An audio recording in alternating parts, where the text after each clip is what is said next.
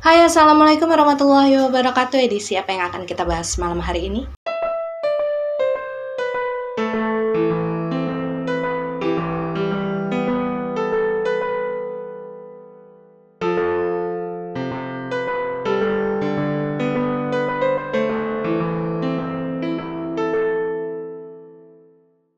Dan malam hari ini kita akan masuk lagi ke dalam edisi rekam misteri, dan cerita yang akan sama-sama kita dengarkan malam hari ini adalah cerita yang dikirimkan oleh salah satu teman kita yang ingin disebut namanya sebagai Tia. Dan sebagai informasi saja bahwasanya cerita yang Tia kirimkan kepada kita ini sebenarnya bukan cerita yang terjadi pada diri Tia, melainkan sebuah cerita atau pengalaman yang dialami oleh kakek dan neneknya Tia. Jadi cerita tersebut terjadi jauh sebelum Tia ini lahir ya. Bahkan pada saat itu ibunya Tia yang kita sebut saja di sini namanya adalah Rini itu masih sangat kecil. Jadi pada saat itu kalau kata Tia usianya ibunya Tia yaitu Rini masih sekitar 10 tahunan lah. Lalu bagaimana kemudian Tia bisa mengetahui cerita ini? Kalau menurut Tia pada saat itu karena memang ibunya Tia yaitu Ibu Rini ini menceritakan cerita tersebut kepada Tia. Setelah sebelumnya beliau ini memang mendapatkan cerita secara langsung dari orang tuanya beliau ya, yang dengan kata lain merupakan kakek dan neneknya dari Tia sendiri. Dan seperti biasa sebelum memulai disclaimer dulu untuk kalian yang mungkin baru pertama kali menonton channel YouTube ini, bahwasanya edisi rekam misteri adalah edisi dimana kita akan sama-sama mendengarkan kisah dari para teman-teman kita yang ada di luar sana, yang kemudian mereka kirimkan melalui email yang ada di description box. Dan bagi kalian juga yang mungkin ingin ikut bergabung mengirimkan cerita kalian untuk nantinya bisa saya bawakan di dalam edisi rekam misteri, bisa juga ikut mengirimkan email yang ada di description box ya. Jadi ya kita akan memulai kisah ini dengan membayangkan bagaimana pada saat itu suasana di tahun sekitar 1990-an, karena memang kejadian tersebut berlangsung di tahun 1990. Dan ketika kita mulai mendengarkan cerita ini, kita harus mulai menghilangkan sosok Tia karena memang cerita tersebut tidak akan menyangkut pautkan Tia, melainkan menyangkut pautkan ibunya Tia yaitu Rini dan juga kakek neneknya Tia yang kita sebut saja namanya adalah Pak Ahmad dan juga Ibu Mira. Dan ketika kejadian yang ada di dalam cerita ini berlangsung, usia dari Pak Ahmad dan juga Ibu Mira ini kurang lebih sekitar 30 tahun sekian. Sementara Bu Rini pada saat itu usianya masih sekitar 9-10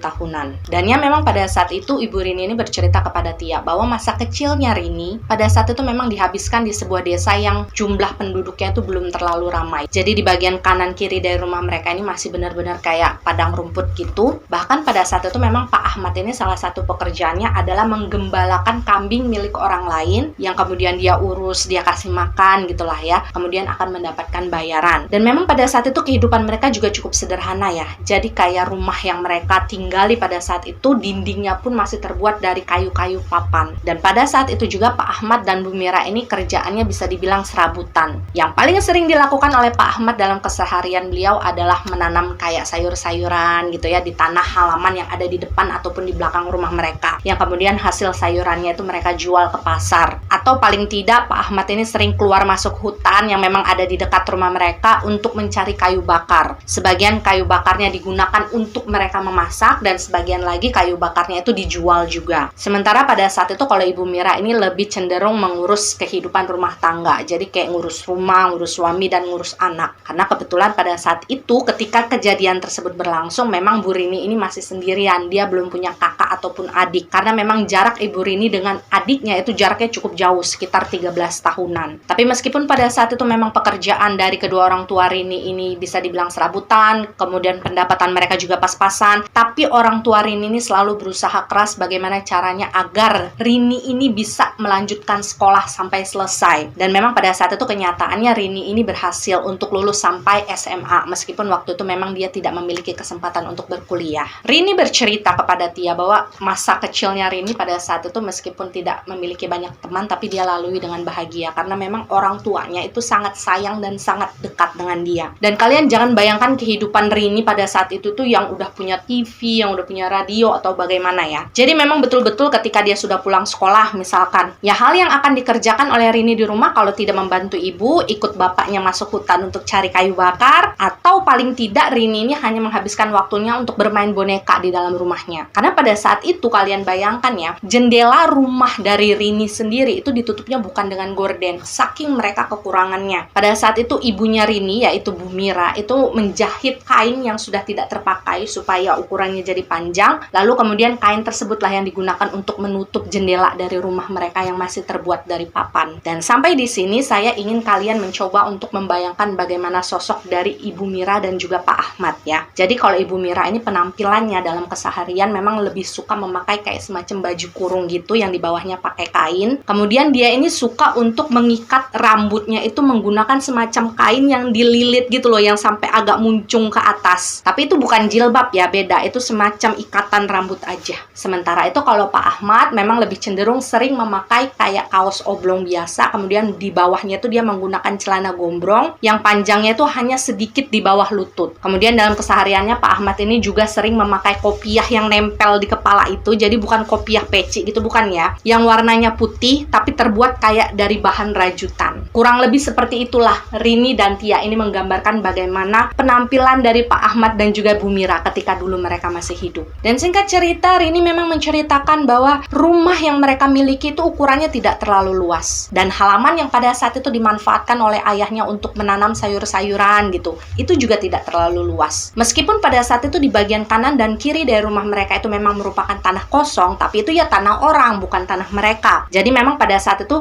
Pak Ahmad ini sampai membangun semacam pagar yang terbuat dari bambu untuk membatasi area tanah mereka dan juga tanah orang lain. Dan barulah ketika usia Rini ini sekitar 9 menuju ke 10 tahun, pada saat itu Rini ingat sekali bahwa ada seorang tamu yang datang ke rumah mereka. Dan anak-anak di usia seperti itu kan istilahnya sudah mulai mengerti ya apa yang dibicarakan oleh orang dewasa. Apalagi memang pada saat itu Rini ini tipe-tipe anak yang selalu ingin tahu dengan apa yang dilakukan oleh orang tuanya. Dan kebetulan juga orang tua dari Rini ini tidak menghalangi anaknya untuk mengetahui apa yang terjadi di rumah. Dan pada saat itu ketika tamu tersebut datang ke rumah mereka, ternyata orang tersebut menawarkan kepada Pak Ahmad dan juga Ibu Mira untuk membeli tanah dia. Jadi tanah kosong yang ada di sebelah kiri dari rumahnya Rini. Dan pada saat itu menurut Rini ya, yang dia ketahui dari orang tuanya, tanah tersebut ditawarkan oleh orang tadi dengan harga yang cukup murah. Jadi harganya itu kayak di bawah harga pasaran. Karena pada saat itu alasan dari orang tersebut menjual tanahnya dengan harga yang jauh lebih murah adalah karena memang dia ini ingin merantau ke kota, ingin melakukan bisnis yang lain lah, dia nggak mau lagi tinggal di desa tersebut. Jadi daripada tanah tersebut terbengkalai, akhirnya lebih baik dijual murah. Dan pada saat itu memang kalau menurut Rini, Pak Ahmad ini sepertinya memang sudah lama menyukai tanah yang ada di sebelah rumahnya karena memang terlihat tanah tersebut subur. Jadi ibaratnya biji atau benih apapun yang dilempar gitu aja ke tanah tersebut itu kayak langsung numbuh gitu aja tanpa effort yang terlalu keras. Apalagi ketika kemudian tanah tersebut ditawari dengan harga yang jauh di harga pasaran, akhirnya pada saat itu Pak Ahmad menyetujuilah tawaran dari orang tadi. Waktu itu Rini mendengar bagaimana ayahnya dan juga ibunya itu kayak semacam berdiskusi lah ya. Dan pada saat itu Pak Ahmad ini bilang kepada istrinya bahwa kalau misalkan kita beli tanah itu, halaman kita kan jadi lebih luas. Kemudian nanti saya bisa memanfaatkan tanahnya untuk menanam sayuran lebih banyak. Jadi istilahnya kalau misalkan panen, kalau misalkan hasilnya lebih banyak, berarti kan uang yang mereka dapatkan juga nantinya lebih banyak juga. Dan kebetulan memang pada saat itu Pak Ahmad ini memiliki uang yang jumlahnya sudah cukup untuk membeli sebidang tanah tersebut. Dan ketika istrinya juga sudah setuju, Rini juga sudah setuju, ya sudahlah akhirnya tanah tersebut dibeli oleh mereka. Dan menurut Tia yang mengirimkan cerita ini, ibunya pernah bilang bahwasanya ya luas tanah yang dibeli oleh Pak Ahmad pada saat itu sama sekali nggak lebar, maksudnya nggak lebih dari 5 kali 5 meter lah. Dan setelah sudah terjadi akad jual dan beli, pada saat itu Pak Ahmad ini langsung membeli banyak sekali bambu untuk memagari keliling dari tanah yang baru dia beli. Ibaratnya dia pengen menandakan bahwasannya ini tanah saya gitu, udah bukan tanah orang lagi. Dan menurut Rini waktu itu memang setelah orang tadi selesai menjual tanahnya kepada keluarga dia ini termasuk Rini sendiri ya, sudah tidak pernah lagi melihat tetangganya itu muncul di desa mereka. Dan ketika tanah tersebut sudah menjadi hak miliknya Pak Ahmad, Rini ingat banget pada saat itu Pak Ahmad ini langsung menanam berbagai macam sayuran di sana. Dan yang paling Rini ingat waktu itu adalah Pak Ahmad ini sering menanam sawi, cabai, dan terong. Dan memang tanah tersebut itu kayak spesial gitu, maksudnya kayak kalau kita menanam sesuatu di sana itu tumbuhnya sangat lebat, sangat subur. Jadilah ketika kemudian Pak Ahmad ini sudah memiliki kebun kecil tersebut di sebelah rumahnya, Pak Ahmad ini jadi lebih sering menghabiskan waktu di sana dalam kesehariannya. Dan ketika waktu sudah berlalu sekitar 2 bulanan, waktu kejadian tersebut terjadi, kebetulan Rini ini sedang libur sekolah, jadi dia sudah selesai ujian. Dan pada saat itu Rini kebetulan lagi duduk-duduk di depan, jadi di depan rumahnya tuh kayak ada kursi kayu yang panjang gitu kan. Dan memang karena Rini ini adalah tipe anak yang cenderung cenderung selalu nempel sama Pak Ahmad. Jadi pada saat itu Rini benar-benar menyaksikan apa yang terjadi kepada ayahnya. Jadi pada saat itu kronologinya seperti ini. Selepas sholat asar, waktu itu Pak Ahmad ini berjalan menuju kebunnya. Kemungkinan besar waktu itu Pak Ahmad memang ingin menyirami tanaman-tanamannya. Karena memang Pak Ahmad ini kelihatan sayang banget sama semua tanaman sayuran yang ada di kebun kecilnya tersebut. Dan Rini menyaksikan hal tersebut. Jadi ketika ayahnya baru keluar dari pintu sampai berjalan kemudian menuju kebun itu, Rini menyaksikan. Dan dari apa yang Rini saksikan pada saat itu adalah dia melihat ayahnya ini kan menyirami air di masing-masing tanaman yang ada di sana. Kemudian pada saat itu Pak Ahmad ini memang sambil menggali beberapa lubang untuk menanam beberapa bibit yang telah dia bawa dari dalam rumah. Jadi waktu itu menurut Rini, dia melihat ayahnya tuh kayak menggunakan alat yang mirip cangkul tapi ukurannya lebih mini. Dan ketika Pak Ahmad itu sedang menggali tanah tersebut, posisinya sambil jongkok, waktu itu Rini mendengar Pak Ahmad ini kayak sedikit memekik. Suaranya seperti ini kurang lebih.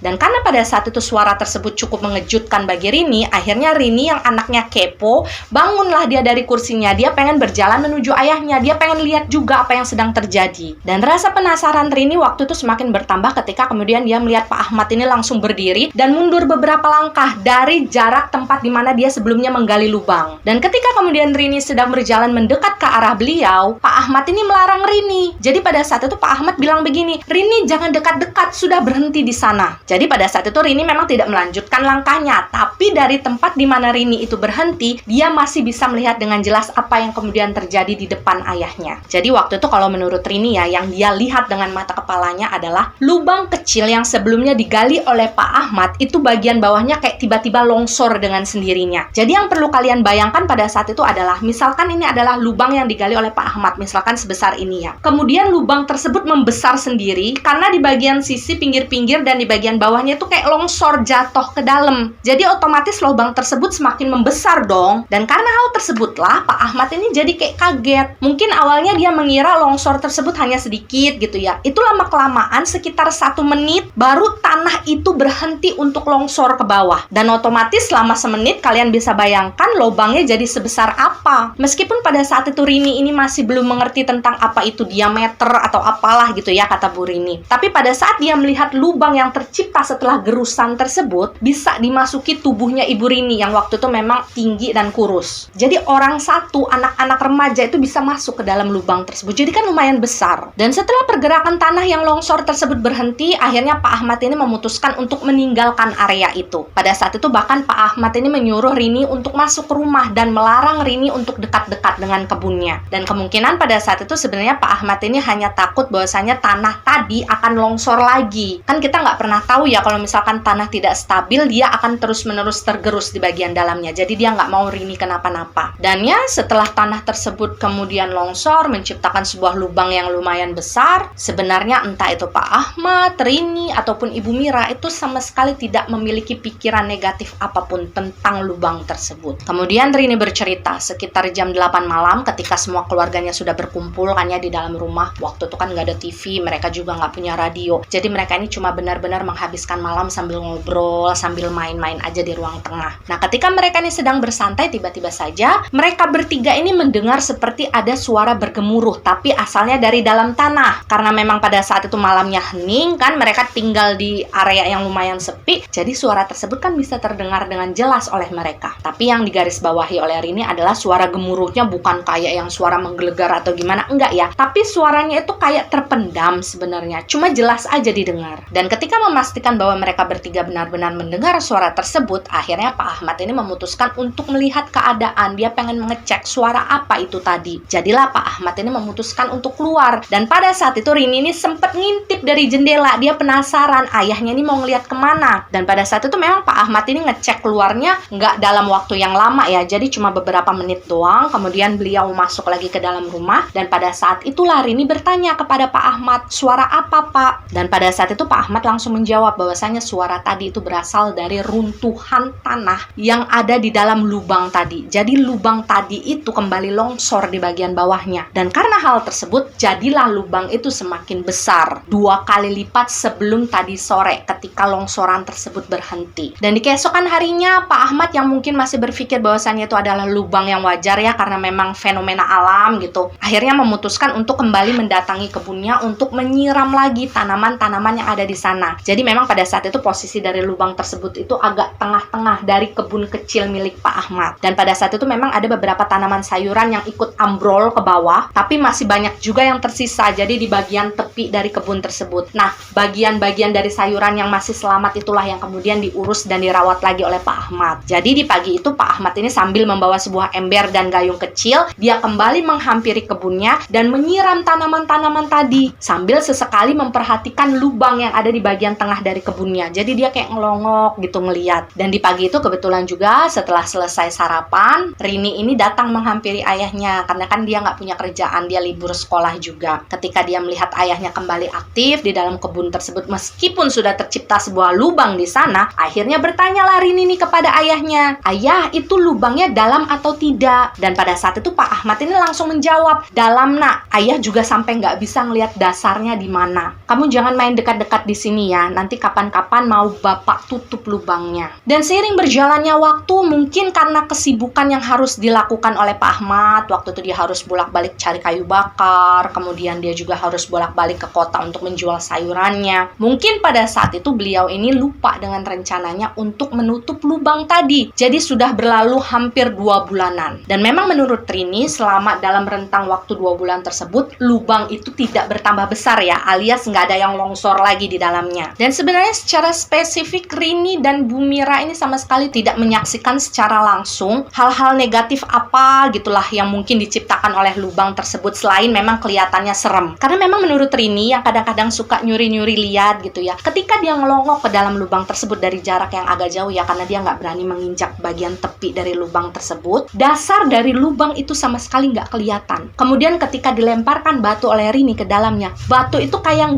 nggak kelihatan berhenti di satu titik gitu. Jadi memang dasarnya itu nggak ketemu. Tapi kemudian Rini bercerita, entah ini ada hubungannya atau tidak, tapi ketika kemudian lubang tersebut sudah tercipta di halaman rumah mereka, sejak saat itu mereka ini jadi sering mendengarkan suara lolongan anjing ketika tengah malam. Padahal sebelumnya nggak pernah. Dan menurut mereka juga di antara tetangga-tetangga yang tinggal di sekitar mereka pada saat itu nggak ada yang punya anjing. Tapi oke lah, pada saat itu Bu Mira ini masih berusaha untuk menenangkan Rini dan mengatakan bahwasanya mungkin itu anjing yang datang dari hutan. Tapi tidak hanya sampai di sana, kemudian beberapa waktu berlalu juga, Bu Mira yang pada saat itu kan sering bolak-balik ya keluar masuk rumahnya, melewati halaman. Beliau ini mulai merasakan sering mencium aroma yang tidak sedap yang berasal dari lubang tersebut. Jadi baunya itu kayak bau bangkai, tapi bukan bau bangkai. Baunya tidak enak. Dan awalnya memang Bu Mira ini sudah berusaha untuk mencari sumber di mana sih bau tidak sedap tersebut berasal. Beliau berusaha untuk mengelilingi halaman gitu kan sekitar rumahnya, barangkali ada hewan yang mati kemudian nggak ketahuan. Tapi setelah lama mencari, memperhatikan, pada akhirnya Bu Mira yakin waktu itu aroma tidak sedap yang selalu dia cium hampir setiap harinya itu memang berasal dari lubang yang tercipta di halaman sebelah rumah mereka. Dan karena hal tersebutlah, karena Bu Mira ini udah nggak tahan lagi kan, waktu itu dia yang paling sering menghabiskan waktu di rumah, sambil dengan agak tegas kan, pada akhirnya Bu Mira ini meminta suaminya yaitu Pak Ahmad untuk segera menutup lubang tersebut. Jangan lupa lagi gitu, pokoknya disempetin lah, harus nutup itu lubang. Karena pada saat itu Bu Mira ini mungkin berpikir ketika lubang tersebut sudah ditimbun atau ditutup gitu ya, bau tidak sedap itu akan menghilang. Dan kata Rini, pada saat itu memang sempat terjadi kayak perdebatan kecil di antara Pak Ahmad dan juga Bu Mira. Karena pada saat itu memang Bu Mira ini bersikukuh agar Pak Ahmad segera mencari cara untuk bisa menutup lubang tersebut. Karena kan selama ini Pak Ahmad selalu beralasan, belum sempet, saya capek atau apa. Dan karena pada saat itu memang Bu Mira kelihatan lumayan marah kepada Pak Ahmad, akhirnya di suatu hari ketika Pak Ahmad ini baru saja selesai mencari kayu bakar di hutan, di sore itu juga sekitar jam 4 atau jam 5 kata Rini, Pak Ahmad ini langsung naik ke atas. Jadi atas yang saya maksud di sini adalah pada saat itu kan rumah mereka ini berada di wilayah cekungan dari sebuah bukit. Jadi ketika Pak Ahmad ini naik agak ke atas, dia menemui dataran yang lebih tinggi. Nah, katanya di situ tuh memang banyak sekali kayak pasir-pasir, tanah-tanah yang bercampur dengan kerikil-kerikil besar gitu. Dan itu memang bukan punya orang ya, betul-betul memang miliknya alam. Dan kemudian Pak Ahmad mengambil tanah-tanah tersebut. Jadi dia menggali dari dataran atas sana, memasukkannya ke dalam ember yang besar, kemudian turun ke area rumah mereka berusaha menutup lubang tadi. Jadi lubang tadi itu kayak ditimbun dengan tanah yang dia bawa. Dan waktu itu Rini kan memperhatikan ya, dia duduk di depan rumahnya sambil ngeliatin bapaknya bolak-balik. Dan kata Rini pada saat itu mungkin ada kali 10-12 kali ayahnya tuh naik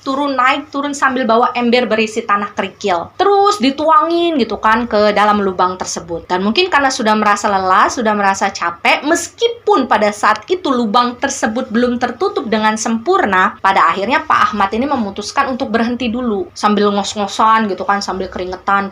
Pak Ahmad ini kecapean duduk di depan pintunya. Waktu itu meskipun Rini nggak bertanya kepada bapaknya, tapi mungkin karena bapaknya ini merasa Rini ini ngeliatin dia terus, akhirnya Pak Ahmad ini bilang kepada Rini, nantilah besok lagi ayah lanjutin, ayah sekarang udah capek banget. Dan memang pada saat itu ketika kemudian Pak Ahmad ini masuk ke dalam rumah ya untuk membersihkan diri, Rini ini kan sempat ngelongok lagi ke lubang yang sebelumnya sudah ditimbun oleh ayahnya. Dan kalian bayangkan dari 12 ember besar yang berisi tanah dan batu kerikil yang dituangkan oleh Pak Ahmad untuk menimbun lubang tadi, sama sekali belum bisa menutup lubang itu dengan sempurna. Paling hanya setengahnya aja. Tapi memang pada akhirnya pada saat itu Rini bisa melihat dasar dari lubang tersebut ya, karena udah ditimbun tadi. Jadi istilahnya itu bukan dasar aslinya. Jadi di sini kalian bisa membayangkan ya, waktu itu lubangnya masih sisa separoh lagi yang belum ketutup. Dan siapa sangka pada saat itu setelah Pak Ahmad ini selesai membersihkan diri, dia sudah bersantai-santai di dalam rumah bersama keluarganya. Di malam harinya Pak Ahmad ini tiba-tiba saja mengeluh tidak enak badan kepada Bu Mira. Jadi dia merasa badannya itu kayak linu-linu, kayak meriang. Dia ngerasa kayak panas di dalam badannya, tapi dia nggak ngerti itu kenapa. Dan memang pada saat itu kata Rini, dia kan melihat ibunya sempat mengecek suhu tubuh ayahnya ya pakai tangan gitu. Dan waktu itu Bu Mira bilang kepada Pak Ahmad, iya Pak, badan kamu panas. Jadilah pada saat itu Pak Ahmad ini memutuskan untuk istirahat di dalam kamarnya. Jadi dia tidur lebih cepat. Dan sampai di titik itu, seluruh anggota keluarga yang ada di dalam rumah tersebut masih mengira Pak Ahmad ini sakit ya kayak sakit biasa aja, bukan yang macem-macem. Dan sebagai informasi saja, memang Rini ini ketika dia masih tinggal di rumah tersebut, kesehariannya ketika tidur memang dia masih satu kamar dengan orang tuanya. Jadi dia kayak tidur di tengah-tengah kasur. Dan di malam ketika Pak Ahmad mengeluh tidak enak badan, sekitar jam 2 dini harinya, waktu itu Rini kembali terbangun karena mendengar suara lolongan anjing. Dan kali itu suaranya tuh kayak lebih menyayat dan lebih panjang aja. Itulah yang membuat kemudian Rini ini kayak lebih takut. Dan kebetulan ketika Rini ini terbangun, dia juga melihat ayahnya yaitu Pak Ahmad itu kayak lagi menggigil. Dan pada saat itu Rini ini sampai ngebangunin ibunya yaitu Bu Mira, mengatakan bahwa Pak Ahmad ini menggigil, kayaknya semakin gak enak badan. Dan ketika kemudian Ibu Mira ini bangun, beliau juga menanyakan bagaimana kondisinya Pak Ahmad. Akhirnya pada saat itu Bu Mira ini membuatkan segelas teh hangat untuk Pak Ahmad. Kemudian Pak Ahmad ini minta dikerokin punggungnya. Dan setelah selesai dikerok, akhirnya Bu Mira ini memberikan obat ya kayak obat warung gitu kepada Pak Ahmad. Istilahnya cuma kayak obat sementara aja sampai nanti keesokan harinya mereka ini pergi ke salah satu klinik yang ada di desa mereka untuk berobat. Dan kata Rini ketika dia menyaksikan bagaimana waktu itu Pak Ahmad lagi menggigil, kemudian ibunya ini berusaha untuk mengobati Pak Ahmad. Waktu itu sebenarnya fokusnya Rini itu lebih tertuju kepada suara lolongan anjing yang ada di luar rumahnya. Dan karena saking takutnya pada saat itu Rini ini sampai minta dipeluk sama Bu Mira ketika dia ingin melanjutkan tidur. Tapi sayangnya memang pada saat itu Rini ini nggak bisa tidur sampai kemudian menjelang subuh barulah suara lolongan anjing itu udah menghilang. Dan di sanalah kemudian Rini ini baru bisa kembali memejamkan matanya. Dan singkat cerita Pak Ahmad ini kan kemudian dibawa ke dokter ya oleh keluarganya. Selama beberapa hari mereka menunggu perkembangan dari kesehatan Pak Ahmad. Tapi entah kenapa setiap kali dibawa ke rumah, Pak Ahmad ini kondisinya justru semakin memburuk. Jadi obat-obatan yang beliau dapatkan selama ini dari dokter, dari klinik itu kayak nggak berpengaruh apapun dengan penyakitnya Pak Ahmad. Dan awalnya Bu Mira serta Rini ini menganggap bahwa Pak Ahmad ini mungkin kecapean atau sakit biasa, mau pilek. Tapi kemudian ketika hampir 1 minggu berlalu, kondisi Pak Ahmad belum juga membaik meskipun pada saat itu beliau terus-menerus diberikan obat. Akhirnya Bu Mira dan Rini ini mulai merasa panik. Karena pada saat itu selama dia sakit hampir 1 minggu, Pak Ahmad ini seperti mengunci mulutnya. Jadi dia nggak mau makan, dia nggak mau minum, dan dia mulai nggak mau minum obat. Jadilah pada saat itu Pak Ahmad ini terlihat sangat kurus dan kulitnya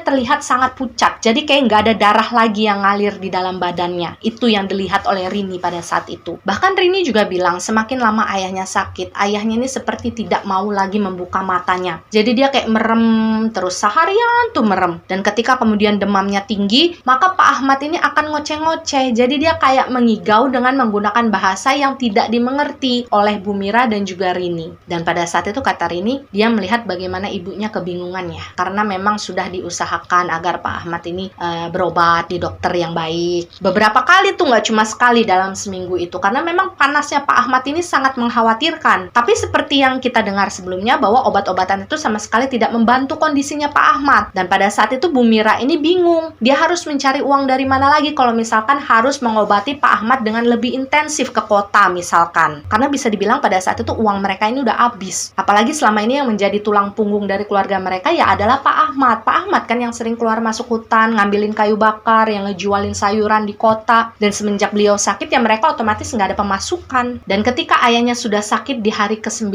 atau di hari ke-10, pada saat itu Rini juga tidak terlalu ingat dengan jelas. Tapi pada saat itu Rini bilang dia melihat ibunya itu sedang menangis sesenggukan di depan ranjang tempat di mana Pak Ahmad ini terbaring dengan lemas. Jadi betul-betul Pak Ahmad waktu itu udah nggak bisa ngapa-ngapain. Dan Rini juga merasa sedih pada saat itu. Dia nggak tega ngelihat kondisi ayahnya yang udah kurus kering, nggak bisa ngapa-ngapain, kulitnya pucat. Dan di bagian inilah kemudian ada beberapa hal yang diceritakan oleh Ibu Mira kepada Rini ketika kemudian Rini ini sudah beranjak dewasa. Jadi ibaratnya gini loh, Ibu Rini ini merahasiakan hal yang akan kita dengarkan nanti kepada Rini, karena pada saat itu Bu Mira ini merasa Rini ini masih terlalu kecil untuk mendengarkan cerita tersebut. Barulah ketika kemudian mereka ini sudah melalui hal itu, mereka sudah pindah dari rumah lama mereka, kemudian usia Rini juga sudah dianggap cukup dewasa untuk menerima cerita-cerita semacam itu, barulah di sana Bu Mira ini menceritakan segalanya kepada Ibu Rini, yang kemudian Ibu Rini ceritakan juga kepada Tia. Jadi ceritanya seperti ini. Pada saat itu ketika Ibu Mira ini sudah berada di dalam ambang, bisa dibilang dia tuh antara ikhlas dan tidak ikhlas untuk merelakan kepergian Pak Ahmad. Karena begini, waktu itu Bu Mira juga sudah merasa tidak tega melihat kondisinya Pak Ahmad seperti disiksa gitu kan, antara pengen dicabut atau tidak nyawanya oleh Tuhan. Beliau sudah tidak bisa ngapa-ngapain lagi, nggak bisa makan, nggak mau minum, nggak bisa bergerak, buka mata aja udah nggak mau. Jadi ada sebenarnya hati kecilnya Bu Mira waktu itu berkata kalau memang misalkan suaminya ini mau diambil ya sudah diambil saja, tapi tolong dengan cara yang mudah. Tapi di sisi yang lainnya, hatinya Bu Mira ini kayak belum ikhlas, karena ya terlalu tiba-tiba aja gitu kalau misalkan suaminya harus meninggal. Apalagi pada saat itu Bu Mira ini kan belum memiliki pekerjaan yang menghasilkan, anaknya juga masih kecil, mereka belum memiliki kehidupan yang mapan. Dan di saat-saat berat tersebutlah, mungkin sekitar hampir 2 minggu setelah Pak Ahmad ini sakit, Bu Mira ini seperti mengalami sebuah mimpi yang rasanya benar-benar seperti kenyataan. Waktu itu situasinya memang Ibu Mira ini sedang duduk di samping ranjang suaminya, dia lagi nungguin suaminya gitu kan ya. Kemudian dia ketiduran dengan posisi kayak gini di samping suaminya. Dan pada saat itu Bu Mira ini bercerita bahwa dia mimpi ada seseorang yang sedang mengetuk pintu rumah mereka. Tok tok tok tok. Dan di dalam mimpi tersebut rasanya Bu Mira ini kayak mengalami sesuatu yang nyata. Karena ketika kemudian Bu Mira mendengarkan suara ketukan pintu tersebut, Bu Mira ini langsung bangun dan langsung berjalan ke arah pintu untuk melihat siapa yang datang. Dan ketika kemudian Bu Mira membuka pintu tersebut, dia cukup terkejut ketika melihat ada sosok perempuan yang tinggi, mungkin sekitar 2 meteran tingginya, itu sedang berdiri di ambang pintu, kemudian memperhatikan wajah Bu Mira beberapa saat. Jadi mereka tuh kayak saling lihat-lihatan. Dan Bu Mira memberikan sedikit gambaran tentang bagaimana sosok perempuan yang datang dalam mimpinya waktu itu ya. Jadi kalau menurut Bu Mira yang dia lihat secara langsung waktu itu, perempuan tersebut wajahnya itu kayak lonjong, kemudian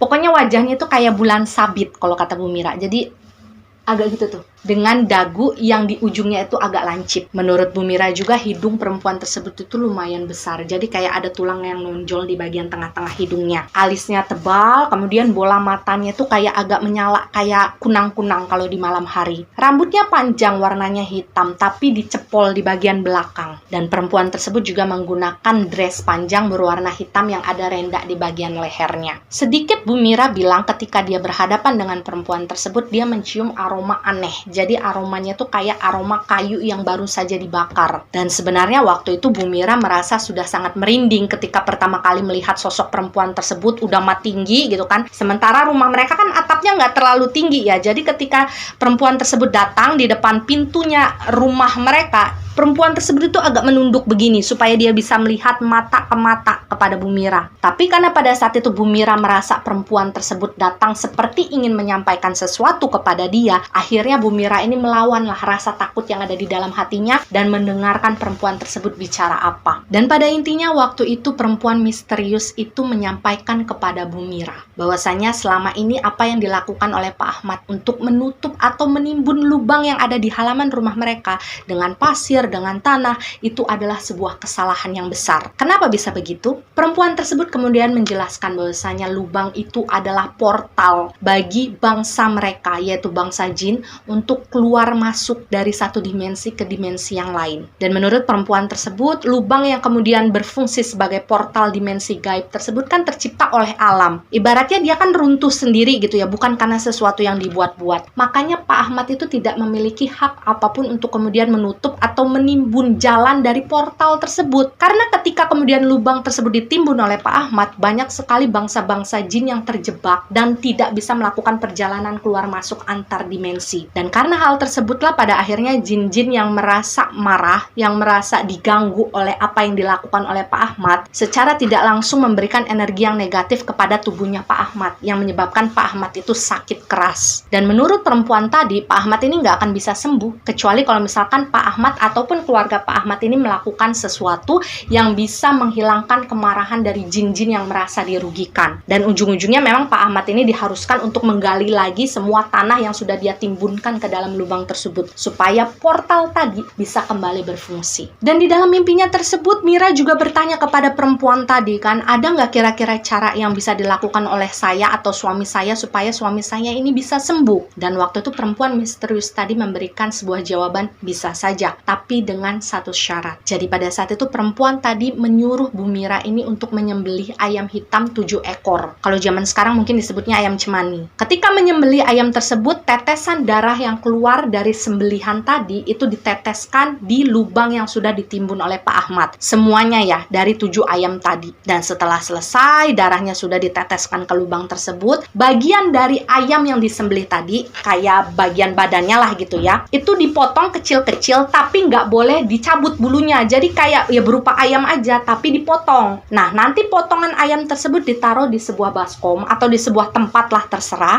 yang kemudian nanti Bu Mira ini harus meletakkan baskom tersebut di atas atap rumah mereka. Dan semisal setelah melakukan hal tersebut Pak Ahmad ini bisa kembali sembuh, perempuan tersebut bilang kepada Bu Mira bahwa Pak Ahmad harus kembali menggali semua tanah yang sudah dia timbun di dalam lubang tadi. Meskipun mungkin memang agak susah kalau misalkan harus sampai dasar dia ngegali gitu, tapi setidaknya dia keluarkanlah tanah yang ada di dalam lubang tersebut sebisanya Pak Ahmad. Karena dengan melakukan hal tersebut, setidaknya Pak Ahmad ini bisa kembali membuka portal yang sebelumnya sudah tertutup. Dan setelah perempuan tersebut selesai menyampaikan segala sesuatunya dengan sangat detail kepada Bu Mira, perempuan tersebut kemudian pamit. Dan di sini hal gilanya. Kalian boleh percaya atau tidak, tapi itu yang dilihat oleh Bu Mira di dalam mimpinya. Ketika kemudian perempuan tersebut berbalik memunggungi Bu Mira, jadi posisinya dia kayak pengen berjalan menjauh dari teras rumahnya Bu Mira ini melihat perempuan itu kayak melompat ke udara, dan ketika sudah melompat di atas udara, tiba-tiba saja sosok perempuan itu kayak menghilang tanpa jejak. Jadi betul-betul nggak ada sisanya, nggak ada bekasnya. Dan sebenarnya pada awalnya Bu Mira ini sama sekali tidak mempercayai apa yang ada di dalam mimpinya. Karena memang pada saat itu Bu Mira ini bukan tipe-tipe orang yang percaya dengan hal-hal semacam itu, dengan hal-hal gaib. Apalagi pada saat itu Bu Mira ini berkeyakinan semua hal yang diperintahkan oleh perempuan misterius tadi di dalam mimpinya itu adalah hal yang dilarang di dalam agama mereka. Tapi karena pada saat itu memang kondisi kesehatan dari Pak Ahmad ini semakin menurun, semakin parah, kemudian Bu Mira ini juga seperti tidak mendapatkan jalan lain untuk bisa membantu suaminya, dan pada saat itu juga mimpi yang datang kepada dia mengenai kemunculan perempuan misterius tadi yang memberikan saran kepada Bu Mira itu datangnya berkali-kali, kemudian dengan sangat identik sama isi mimpinya. Akhirnya pada saat itulah Bu Mira ini memutuskan untuk melakukan semua hal tersebut dengan segala sesuatu konsekuensinya. Dan saya mohon bagi kita semua yang mendengarkan kisah ini, sebagai pendengar cerita, kita nggak perlu menghakimi apakah yang pada saat itu dilakukan Bu Mira sesuatu yang salah atau sesuatu yang benar. Ingat, kalau kita sedang mendengarkan cerita orang lain, kita harus bisa bersikap secara netral. akal ya, karena kita kan juga tidak berada di dalam situasi yang saat itu dialami oleh si pemilik cerita. Dan ketika Pak Ahmad ini sudah mengalami sakit keras selama 2 minggu lebih, pada saat itu dengan sisa-sisa uang yang dimiliki oleh Bu Mira, pada akhirnya Bu Mira ini pergi ke kota untuk membeli ayam hitam. Dan untungnya memang pada saat itu Bu Mira ini mengenal dengan dekat orang yang menjual ayam hitam kepadanya. Jadi memang orang tersebut masih kenal dengan Pak Ahmad dan mengetahui bagaimana kondisi Pak Ahmad pada saat itu. Jadi Bu Mira ini diizinkan untuk mengambil ayam-ayam tersebut, bayarnya nanti ketika Pak Ahmad ini sudah sehat lagi, sudah bisa cari uang lagi. Jadilah waktu itu ketika sudah mendapatkan ayam yang dicari, Bu Mira ini kembali ke rumah dan dia melakukan segala sesuatu prosedur yang sudah pernah dia dengar di dalam mimpinya. Karena saking seringnya mimpi itu datang kepada dia, dia sudah hafal dengan segala runutannya. Dan di malam harinya, masih di hari yang sama, Bu Mira langsung menyembelih ayam-ayam hitam tersebut dan meneteskan darahnya ke dalam lubang yang ditimbun oleh Pak Ahmad. Dan seperti instruksi selanjutnya, Bu Mira ini memotong-motong ayam tadi tanpa mencabut bulu-bulunya sama sekali, kemudian menempatkannya di dalam sebuah baskom besar, dan dengan tangga Bu Mira ini naik ke atas atap rumahnya dan dia letakkan baskom tersebut di sana. Dan saat itu secara jujur Ibu Mira sendiri bilang dia tidak tahu apa yang akan terjadi selanjutnya ketika dia sudah melaksanakan semua hal yang diperintahkan oleh perempuan misterius di dalam mimpinya tersebut. Dan yang perlu digarisbawahi di sini adalah Rini sama sekali belum tahu apa yang dikerjakan oleh ibunya waktu itu, karena dia masih kecil dan dia juga belum diceritakan oleh ibunya. Tapi yang jelas memang di malam tersebut Rini ini seperti mendengar ada suara berisik di atas atap rumahnya. Jadi ketika dia sudah tertidur di tengah malamnya, Rini ini kayak kebangun. Dia seperti mendengar banyak suara langkah kaki di atas atap rumahnya kayak lagi jalan gitu loh. Cuma karena pada saat itu dia melihat Pak Ahmad masih tertidur, kemudian Bu Mira juga sudah tertidur, akhirnya Rini ini berusaha untuk mengacuhkan suara tersebut dan kembali tidur lagi. Tapi Rini memang ingat sekali dengan momen tersebut ya, karena di momen itu Rini juga mendengar seperti ada suara orang yang kayak cekikikan di atas atap rumahnya. Tapi cekikikannya itu bukan kayak cekikikan kuntilanak kalau kata Rini, jadi kayak sekedar orang ketawa-ketawa kesenangan aja.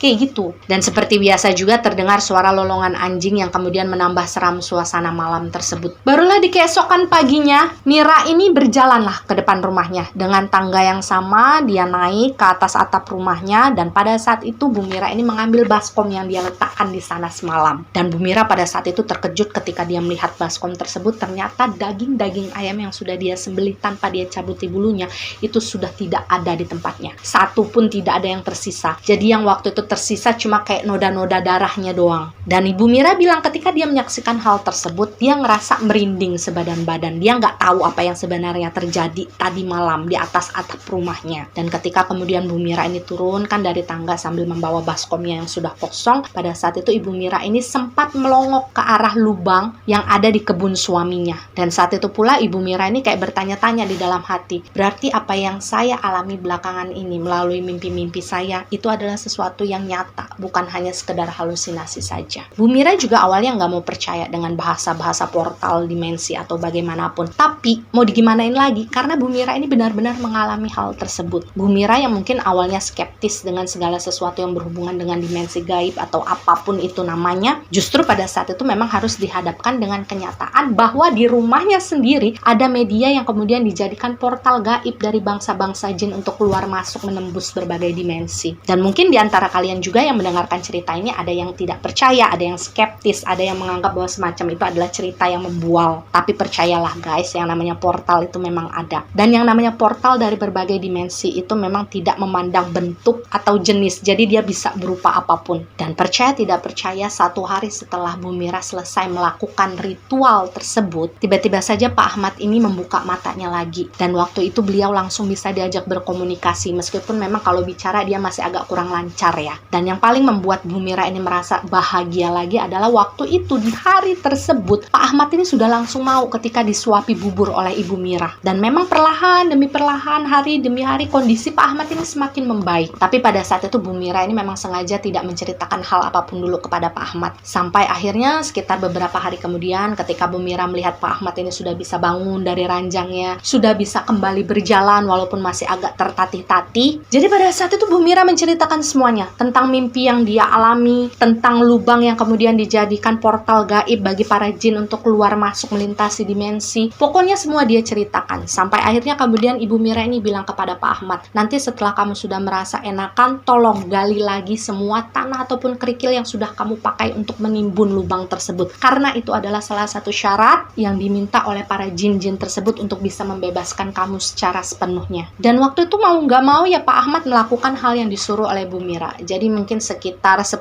harian setelah merasa badannya udah enakan, dia sudah bisa kembali berdiri dengan tegak, akhirnya Pak Ahmad ini menggali lagi tanah kerikil yang sudah dia timbun di dalam lubang tersebut. Meskipun secara logika memang pada saat itu Pak Ahmad tidak mungkin menggali lagi semua tanah yang sudah dia timbun ke dalam lubang tersebut sampai akhir, sampai bawah, karena memang dasarnya pun nggak kelihatan. Sampai kemudian ketika Pak Ahmad ini sudah berusaha semaksimal mungkin untuk menggali tanah tersebut sampai tangannya udah nggak nyampe lagi gitulah ya di lubang itu, akhirnya Pak Ahmad ini berhenti. Dan kalian tahu apa? Ketika kemudian Pak Ahmad ini di dalam hatinya sudah berwacana bahwa dia sudah tidak kuat lagi untuk menggali tanah selanjutnya, tiba-tiba saja Pak Ahmad, Bu Mira, dan Rini yang kebetulan sedang menyaksikan bagaimana proses Pak Ahmad menggali lagi tanah tersebut, mereka ini melihat dengan mata kepala mereka tiba-tiba saja lubang tersebut bagian bawahnya itu kayak kembali bergerak. Jadi bagian bawah dari tanah tersebut kayak longsor lagi, dan semua sisa-sisa tanah timbunan yang sebelumnya dimasukkan oleh Pak Ahmad itu seperti terjatuh dengan sendirinya ke bawah, dan lubang yang dalamnya tidak terlihat lagi dasarnya itu kembali tercipta dan terbuka. Dan karena merasa trauma juga takut, akhirnya ketika mereka ini menyaksikan hal tersebut terjadi, pada akhirnya setelah hari itu,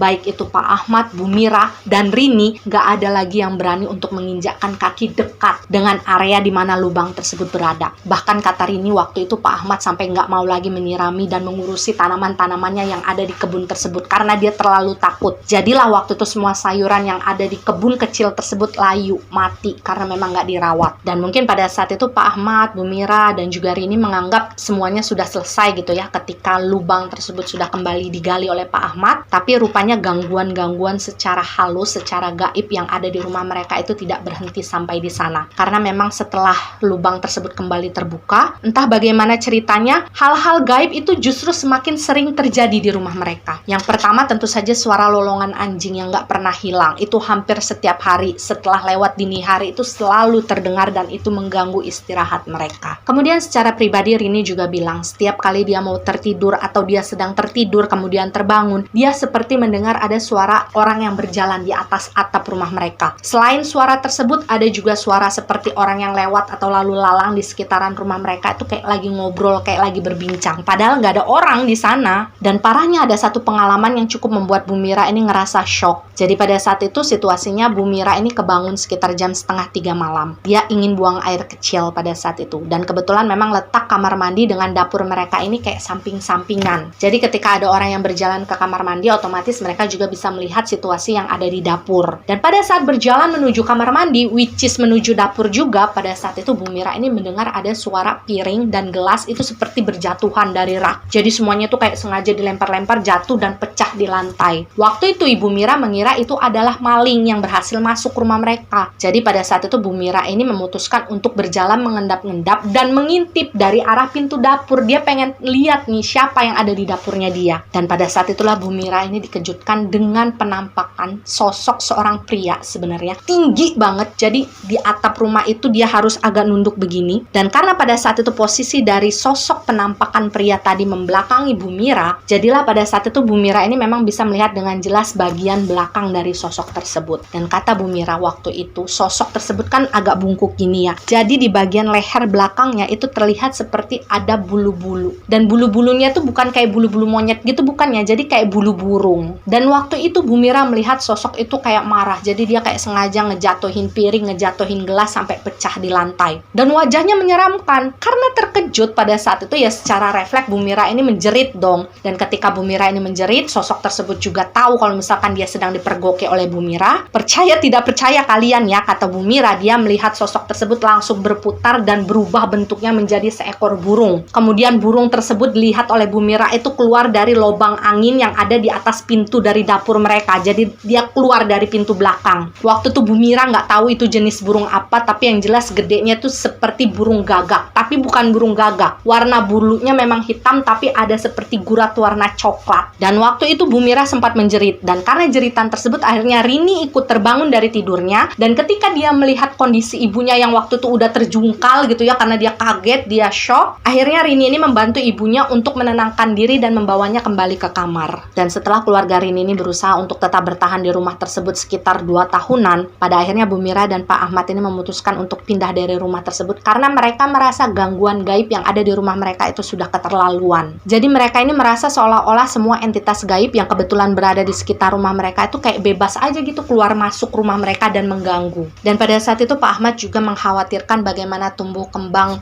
Rini ya nantinya secara mental, secara psikis kalau misalkan dia terus-menerus tinggal di sebuah rumah yang bisa dibilang nggak normal. Dan akhirnya setelah 2 tahun berusaha bertahan di sana, mereka sekeluarga pindah. Mereka ini mengontrak sebuah rumah lain yang berada di pinggiran desa sebelah. Jadi rumah lama mereka itu mereka tinggalkan begitu saja. Jadi rumah tersebut nggak mereka kontrakkan, nggak mereka jual, karena pada saat itu Pak Ahmad bilang dia nggak tega. Semisal nanti ada orang lain yang menempati rumah tersebut, nggak tahu asal-usulnya seperti apa, tiba-tiba merasa nggak nyaman di rumah itu. Jadi ya sudahlah, mereka ikhlaskan saja rumah tersebut terbengkalai begitu saja. Dan setelah Rini sekeluarga pindah dari rumah tersebut, memang sudah tidak ada gangguan apapun yang terjadi kepada keluarga mereka. Kehidupan mereka baik-baik saja, kemudian kesehatan dari Pak Ahmad maupun Bu Mira juga tidak ada masalah. Tapi memang qadarullah ya, 6 tahun setelah mereka menempati rumah kontrakan yang baru, Pak Ahmad ini meninggal dunia. Dan menurut diagnosa dari dokter yang memeriksa pada saat itu, memang Pak Ahmad ini terkena penyakit jantung. Dan ketika Pak Ahmad ini sedang disemayamkan, ingin dimakamkan gitu, Bu Mira ini bercerita kepada Rini bahwa ketika Pak Ahmad posisinya waktu itu sedang dibaringkan di atas ranjang, banyak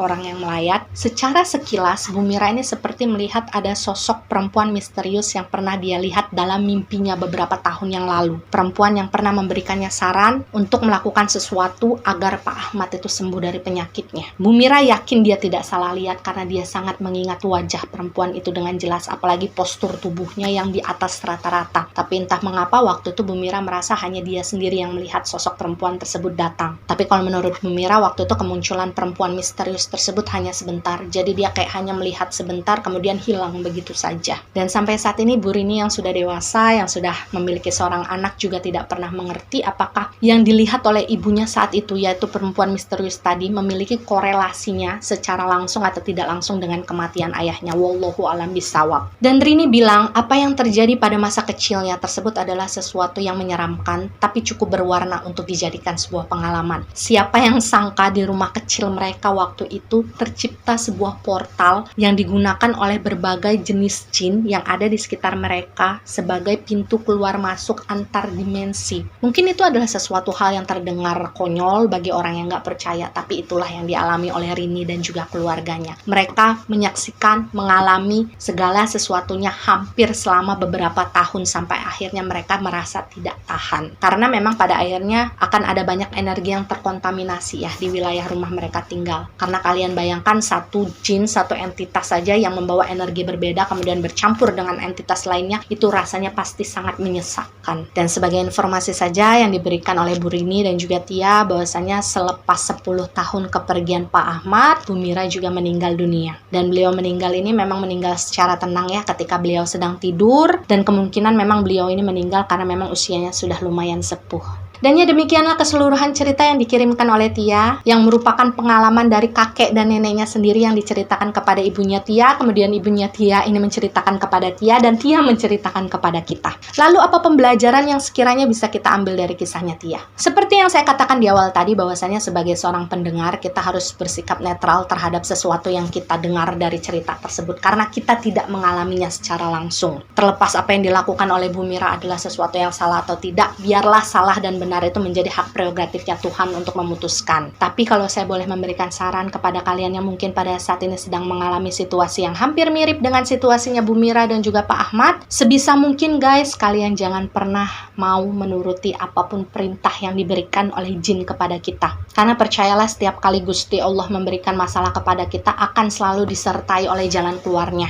Mungkin jalan keluarnya tidak terlihat indah bagi kita, tapi sebenarnya di balik jalan keluar tersebut pasti akan ada solusi-solusi lain yang sudah disiapkan oleh Gusti Allah buat kita. Jangan sekali-kali kita memuaskan nafsunya jin dengan menuruti apa yang mereka mau. Salah satunya misalkan seperti memberikan sesajen, memberikan syarat ini dan itu. Karena percaya atau tidak, sekali kita menuruti apapun perintah dari jin tersebut, itu adalah langkah awal yang nantinya akan digunakan jin-jin tersebut untuk terus-menerus bergantung kepada kita sebagai manusia. Kita akan dijadikan budak oleh mereka. Kita disuruh memenuhi semua kebutuhan mereka. Bahkan kemungkinan terburuknya adalah anak cucunya kita nanti ikut digelayuti oleh energi-energi jin tersebut. Mereka meminta sesuatu kepada anak keturunan kita yang nggak ngerti, nggak tahu apa yang sebenarnya terjadi dalam masa lalu orang tuanya atau kakek neneknya. Selalu ingat bahwasanya jalan hidup kita itu sudah ditakdirkan oleh Tuhan. Baik itu rezeki, jodoh, maut, semuanya sudah ditentukan oleh Tuhan. Jadi dengan jalan apapun manusia pasti akan bisa selamat kalau memang takdir yang tertulis adalah selamat. Begitu juga sebaliknya. Dengan jalan apapun seseorang itu bisa meninggal dunia jika memang takdirnya sudah dituliskan dia harus meninggal dunia. Jadi nggak ada istilah kalau kita memberikan sesuatu kepada jin, manusia tersebut bisa selamat. Karena semisal manusia tersebut bisa selamat, itu semata-mata karena memang kehendak dan keputusan Gusti Allah Subhanahu wa Ta'ala. Kita boleh berteman, kita boleh bersahabat, kita boleh respect kepada mereka, tapi ingat kita jangan mau diperbudak. Semoga apa yang saya sampaikan ini bisa kalian pahami secara mendalam, dan saya berharap kalian tidak menganggap saya sedang menggurui kalian, tapi saya sedang berusaha untuk sharing kepada kalian, berbagi. Siapa tahu nantinya akan bermanfaat. Dan tidak lupa saya ucapkan terima kasih yang sebesar-besarnya kepada Tia yang sudah mau membagikan cerita dari kakek dan neneknya kepada kita semua. Dan saya harap Tia, Ibu Rini bisa menjalani kehidupannya dengan baik, sehat selalu